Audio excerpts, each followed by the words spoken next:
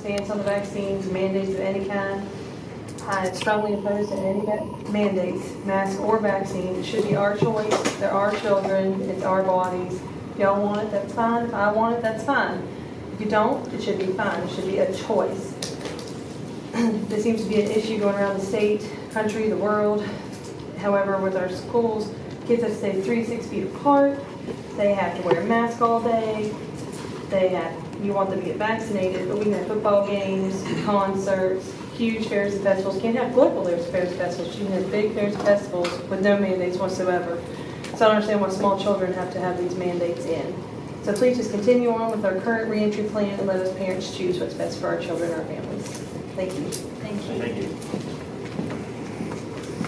you. Susan Lane.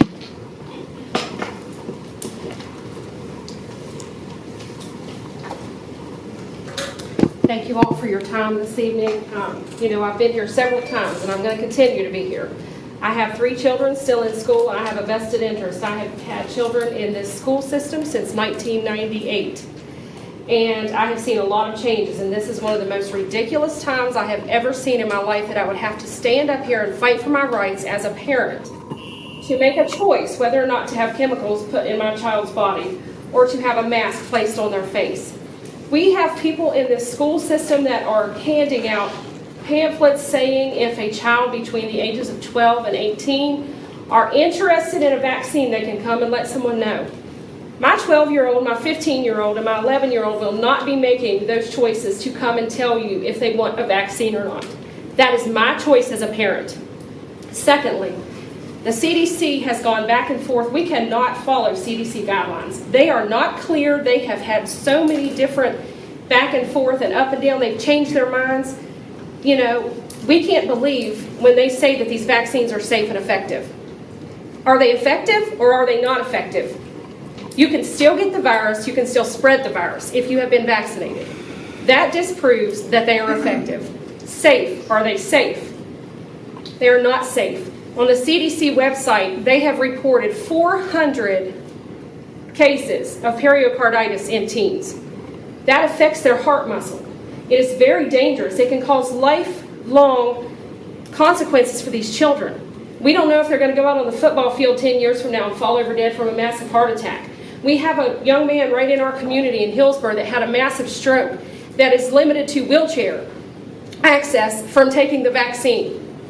That's known, it's public knowledge, and the lady would tell you all about her son because she is taking care of him right now. He got his second dose on April 1st. On April 5th, he had a massive stroke, and he has been taken care of ever since. If I can tell you this many adverse effects just in a small community, and I can look it right up online and pull all of this information up, you cannot tell me that any of this stuff is safe for our children. You will not ever, ever force my child to take a vaccine. I don't care if I have to live off grid. I don't care if my husband his job is at risk right now. If he has to lose his job, that's what's going to happen. We will not be forced into doing any of this because, number one, the school system has no right. None of you have doctorate degrees. Anyone here have a doctorate degree? You should not be teaching my children about vaccines. Not medical. Right, not a medical, right. No one should be discussing vaccines with my child other than our primary care physician. And that is between he and I whether or not I want it to happen. And I will tell you, I don't care, you can pass every mandate in this county. You can stand up and beat and bang and threaten people. Over my dead body will you ever put one of these vaccines in my children. And my children will no longer wear a mask. We are done with this garbage. You threaten them and tell them that they're going to kill their grandparents if they don't get this vaccine, if they're all this stuff. We have teachers that are telling our children, I have an autoimmune disorder, I'm afraid, so I'm going to wear my mask. So then my child comes to me and says, Mom, is it okay if I wear a mask because my teacher's afraid? Number one, they shouldn't be sharing any of that with our children. That's personal stuff that, and my child's health care is none of their business. And I don't want that being talked about. I don't want this stuff being spread. You all are getting all these incentives. That is garbage to say we're going to get $50,000 for you to have a big fancy prom if we get the most people vaccinated. What reason is that?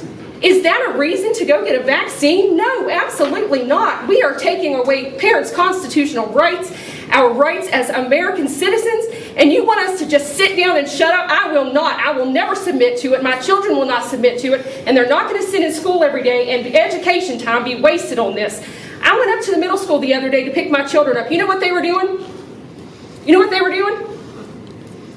They had trash grabbers, and they had our kids out in the middle of a national pandemic that everyone's scared to death of, picking up contaminated trash off of the yard.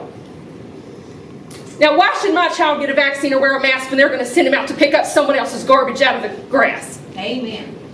I'm not playing these games anymore. I've had enough. And I will come to every single one of these meetings. I will send emails. I will get legal advice. I will do whatever I have to protect my children. That is my right and my job as a parent. And there's no one else that's going to do it better than me.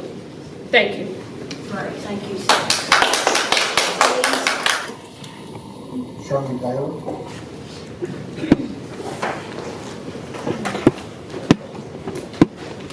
Before I begin, let me ask 3 questions of those who support vaccine mandates.